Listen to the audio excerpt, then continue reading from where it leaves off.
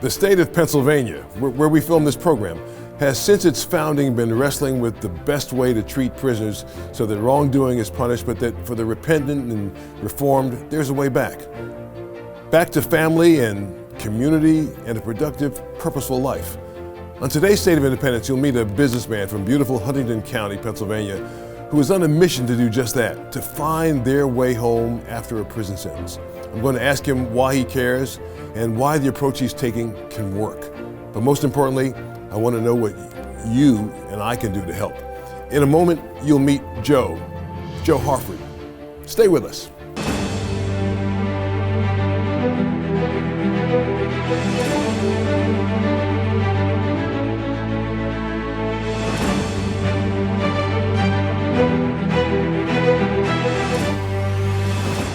Whose idea was a prison that is involuntary confinement in the first place? Were prisons designed to rehabilitate or punish? Or was it a combination of protecting prisoners from doing more harm in the community and restricting their liberties as punishment? We drive by prisons, but we have little idea about what goes on inside. We know that family members and friends get sentenced to go there, but they never come back quite the same. Prison is still quite a mystery, and for many, a stigma they never really shake. Today, I want you to meet a businessman who's been urging Pennsylvania's leaders to rethink prisons. And he's had powerful allies, including a popular former Secretary of Corrections. Tough law and order people who care about victims and their families are also saying it's time to change our thinking about prisons. Joe Harford, thank you for being on State of Independence. Tell our viewers why this issue is consuming a lot of your nights and weekends, and how did you become convinced that you needed to do something about it?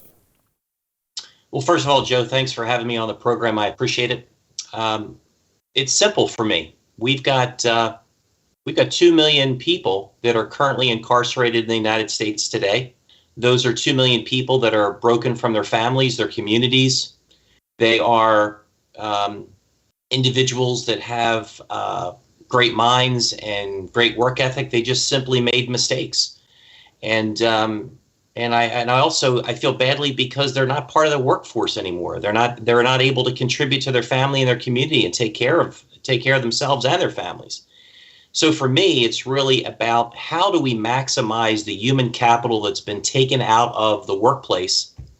How do we allow them to become a fulfilled citizen again, take on their responsibilities as a family member, and also contribute back to the community in a positive way? Yeah, those are all the right things to be thinking, Joe. Tell our audience how you came to do this. I mean, for many people, including Christian people, sadly, more often than not, people don't really care. They say, well, yeah, I'm aware that there are people who go to prison, but why should I care about this? And I'm sure you come in from the standpoint of I should love my neighbor as myself. Of course I have to care. But tell our viewers your story about how you came to care about this. So in 2017, I had the opportunity in graduate school when I was working on my PhD to investigate mass incarceration. And I had no idea what mass incarceration meant. And as I started to take a look at the data points, it became apparent to me that it's a huge problem in the United States today. A huge problem, again, because we've got 2 million people that are away from their families. We have a huge economic burden to keep those folks locked up. But more importantly, I met with an organization in Houston, Texas, the Prison Entrepreneurship Program, and really demonstrated to me that the stigma associated with people in prison is really just that. It's a stigma that we need to get past. We really need to work to improve our understanding, awareness, and compassion for the individuals that are currently incarcerated. 2019, I was blessed to be able to graduate from Penn State with my PhD, and I'll never forget the day I walked across the stage, had the opportunity to shake Dr. Aaron Barron's hand, be called a doctor for the very first time. That's kind of exciting, right? But the thing that really struck me was as I turned off to walk off the stage, I looked out and saw a couple thousand people out there getting their degree as well. And I know that at that moment, the Holy Spirit placed his hand on my shoulder and I knew what my life's mission was. And it's not to just simply say that we let everybody out of prison, because I believe that if you break the law, as the law is stated today, you need to deal with that punishment. You need to pay your dues back to society, as it were. But the reality is that 95% of the men and women that are in prison today are going to get out. They're going to come home. They're going to come to your neighborhoods. They're going to be in your grocery stores. They're going to cut your grass and shovel your snow. And we can do one of two things. We can continue to do what we've done, which is a failed, broken model, or we can truly help these men and women integrate back into society, reconnect with their families, and become productive taxpayers in the United States. And for me, it's about being able to maximize human capital and improve their overall life and make sure that they're productive citizens. What does it cost to keep somebody in prison for a year? Is there an average cost to that? Sure. If we look across the United States, the average number is about $45,000 per year. And that comes out of our pocket, out of the taxpayer's pocket, I guess. That's how we pay for it. In fact, if we take a look at Pennsylvania's general fund budget, the cost to run the Department of Corrections is one of the highest categories that we spend money on in Pennsylvania. It is a huge financial burden. Wow. So it comes directly out of the pockets of all of us watching, out of the pockets of taxpayers. And then, so what do prisoners do during the course of a day that should cost us $45,000 on average a year? I mean, are they doing something productive? You've talked about the need to reform the system. Do they spend their day watching television, or do they work a job, or do they learn a skill? I mean, how do most prisons presently operate? It really depends on the individual themselves. It depends on what their work plan is. It depends on what they're able to do when they're in prison. Some do have jobs that they're working. Some are in rehabilitation. Some are in assessment work, et cetera. But what we don't do is we don't have a comprehensive program that allows us to work inside the prison where we can truly help them transform who they are, which is the person that got them to prison to begin with. And that's really what I want to focus on, is realizing that I've made mistakes, Joe, just like you have. And by the grace of God, I just happen not to get put in jail for those mistakes that I've made. But there are others that are there today. And the reality is that if we don't do something to help them reform while they're inside, what's going to keep them from going back in once they're released? Almost nothing. It is a very difficult thing to get out of prison in the United States today and to realize that you now have to find a place to live, you've got to get a job, and you've got to integrate back into society. Well, if you've been in prison for the last 10 years and you have no idea what those social skills are required to do that, and there's some level of trauma that you've experienced while you've been in prison, how can we expect these folks to get out and not go back? Right. That's the challenge. Do you have any statistics on the rate of recidivism, or the rate at which people who were in prison and who got out ended up going back to prison? You know, Joe, I have to say I really appreciate the softball questions, because this is great. So thank you so much. Sure. So in the United States today, let's boil it down. We have 2 million men and women that are in prison today, and about 95% of them will get out of prison at one time or another.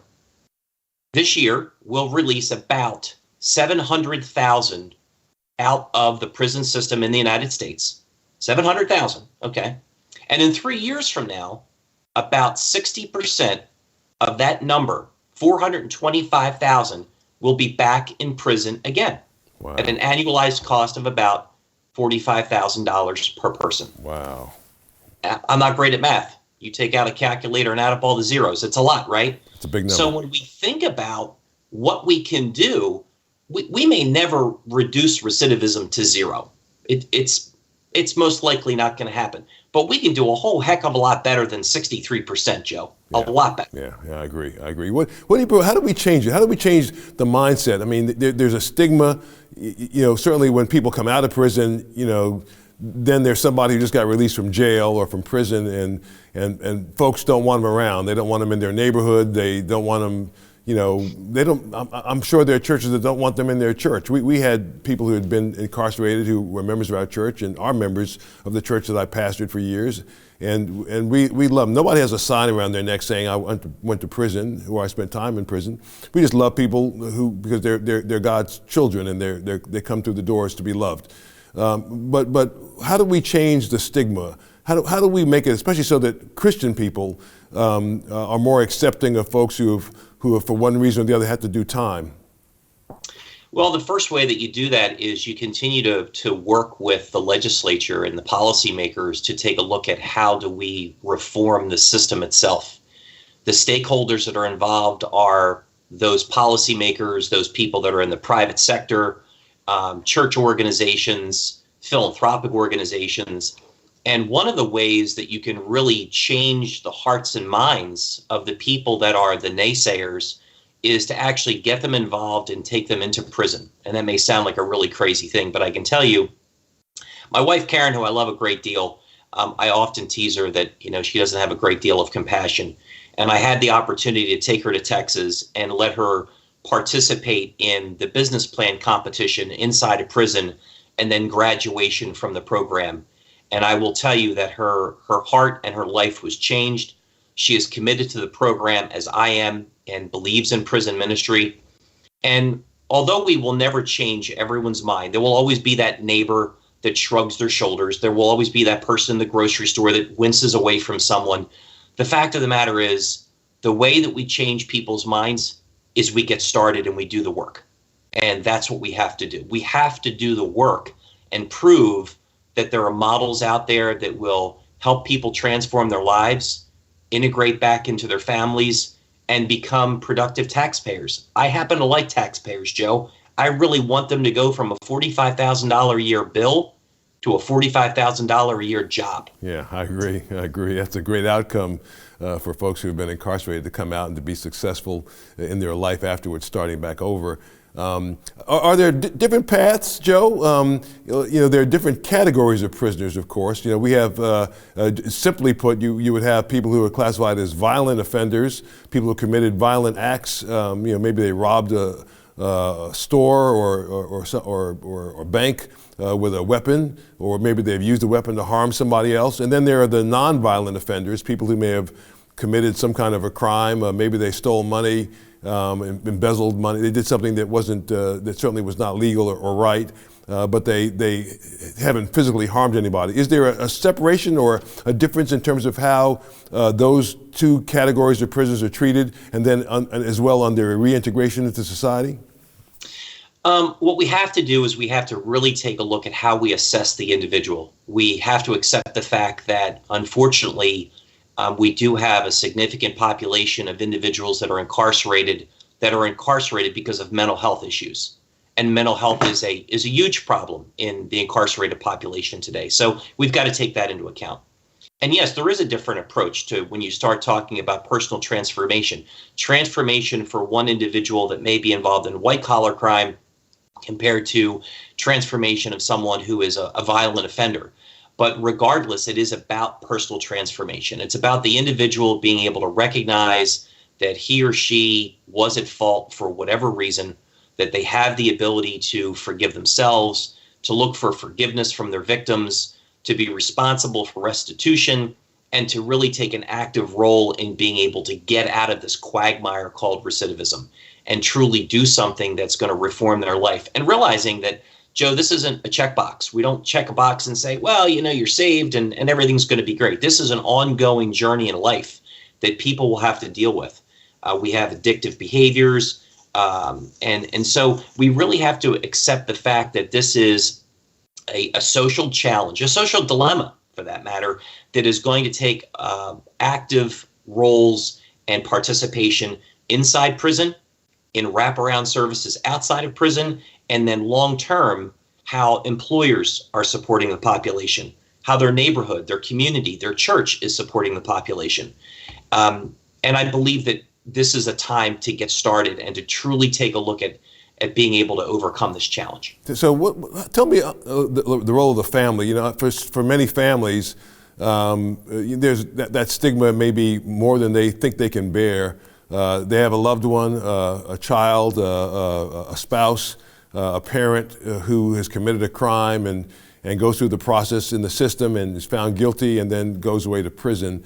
And there are different things the family can do, but oftentimes families may feel like, well, this person committed a crime and we don't want to have anything to do with him or her anymore, or we're embarrassed by it, so we won't talk about it. And we'll just wait till people ask us where this person has been before we respond. And then there may be some families that may even lie about where the person is and say that they're, on vacation or they're away on extended leave somewhere.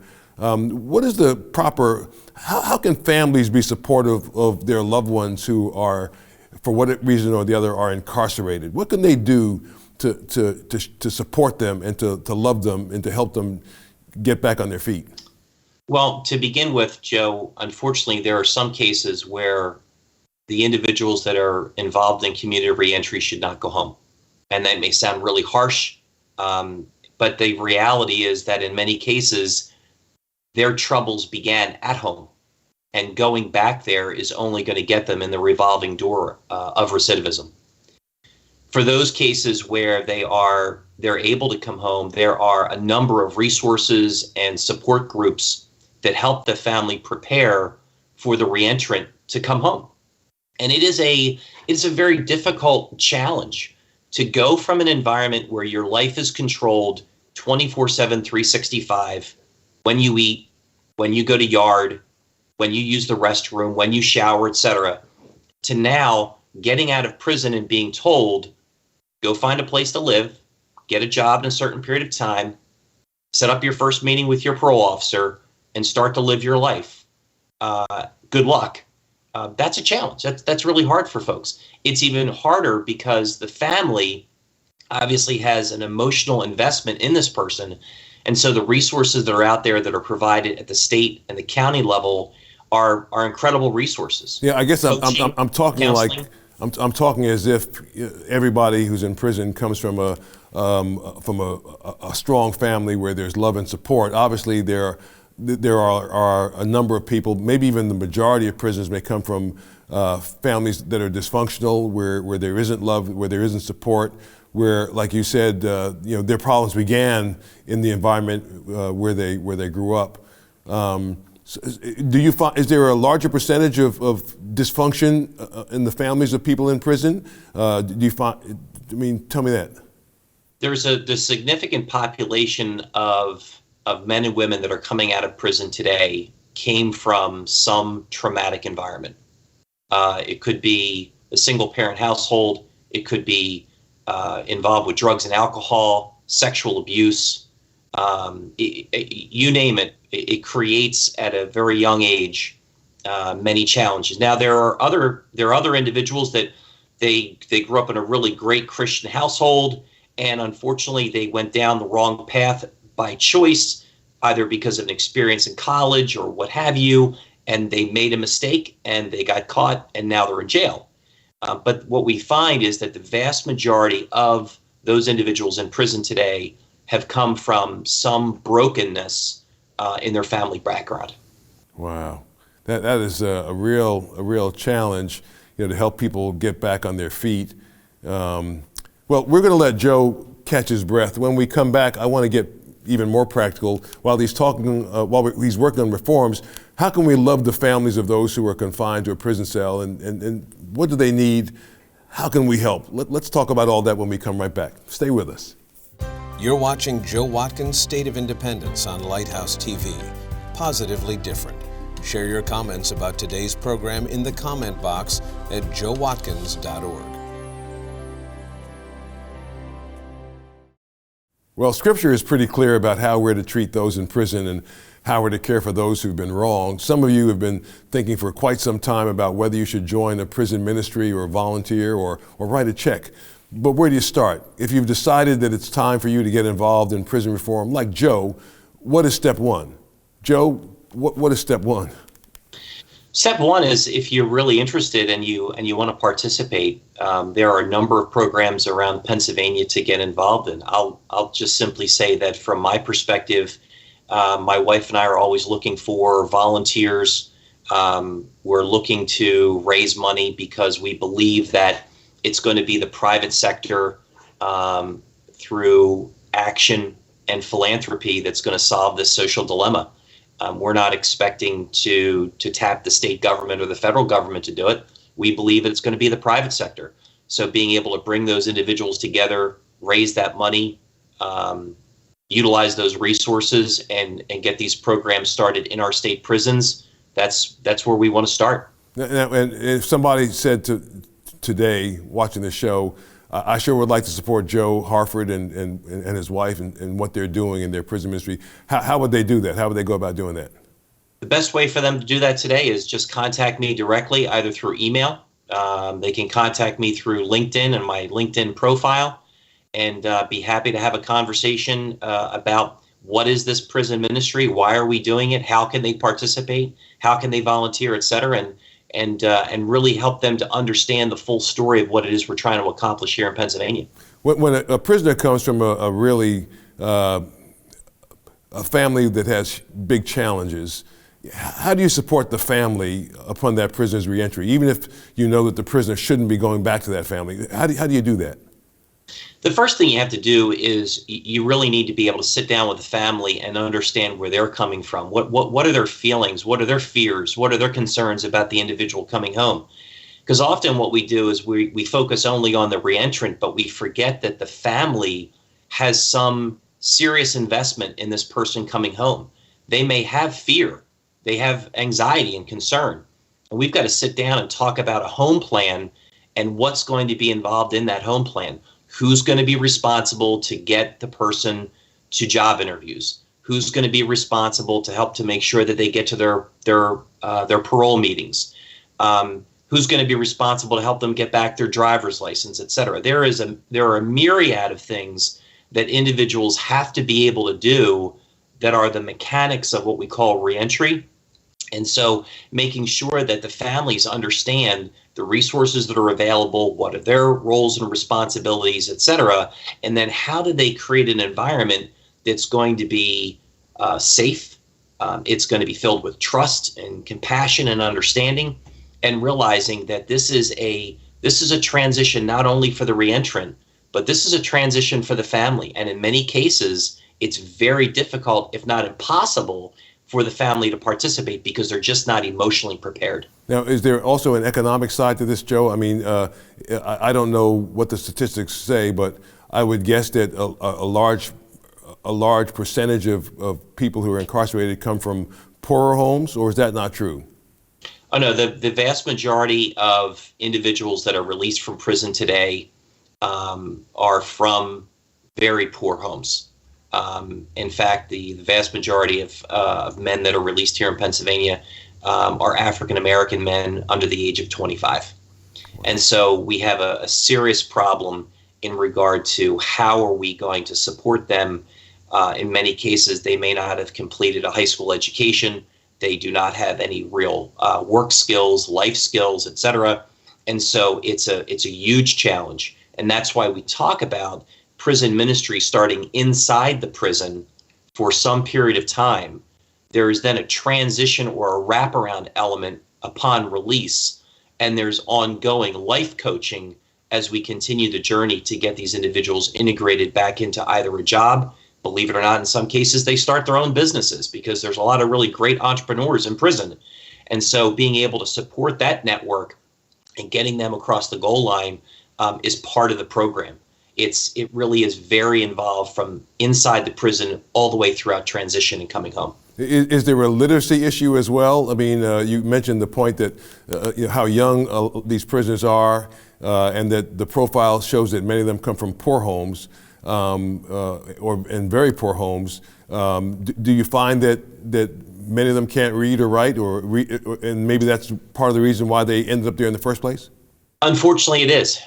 What we see is that many of them have not been able to get past a 6th or 7th grade reading level.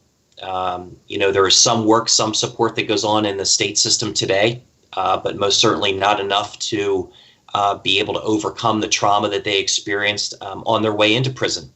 So there's definitely a literacy challenge, life skills. Many of them have never dealt with things like bank accounts and savings accounts. How do they find an apartment? How do they deal with rent? How do they fill out a job application? So all the things that you and I take for granted, you and I have taught to our own children and watched others in our churches be really successful. these individuals really don't have the role model to help them, take them by the hand and say, okay, let's go fill out a job application together, because their job has typically been out on the corner. Their job has typically been in an organized gang. And so there are, again, these other challenges that come that really compound the problem of why recidivism is the way it is today. Yeah, I guess, there's a lot for us to pray about here, Joe. Certainly for the mindset of people who are in prison, maybe the fact that they joined a gang in the first place is why they ended up where they are.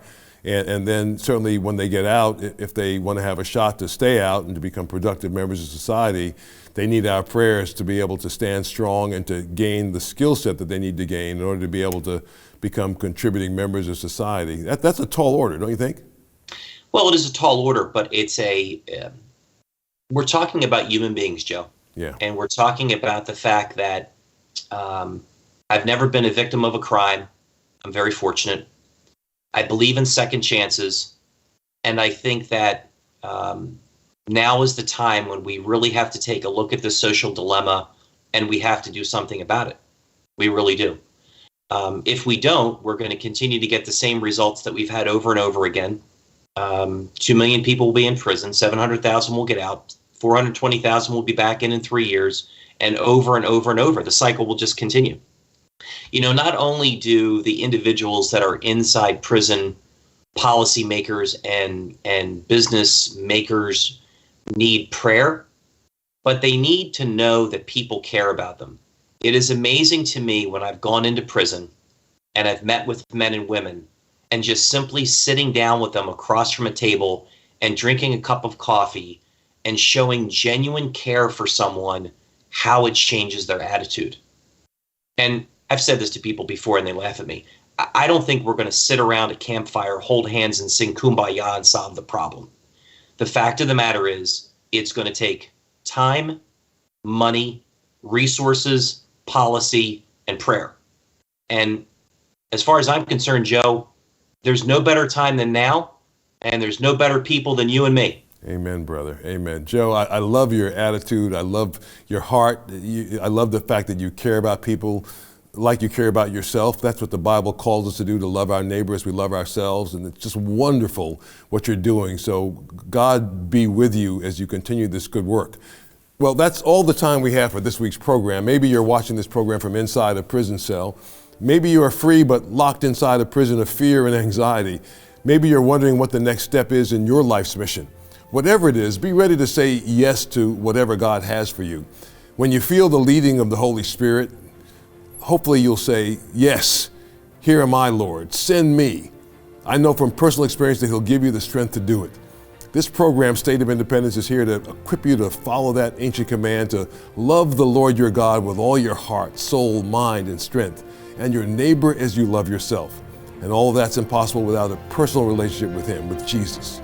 Send me a note at joewatkins.org. Let me know how my guest, Joe Harford, encouraged you tonight. From the birthplace of Philadelphia, of America, Philadelphia, thanks for watching. I'll see you next week. Joe Watkins' State of Independence is a production of Lighthouse TV, positively different. Made possible in part because of the support of viewers like you.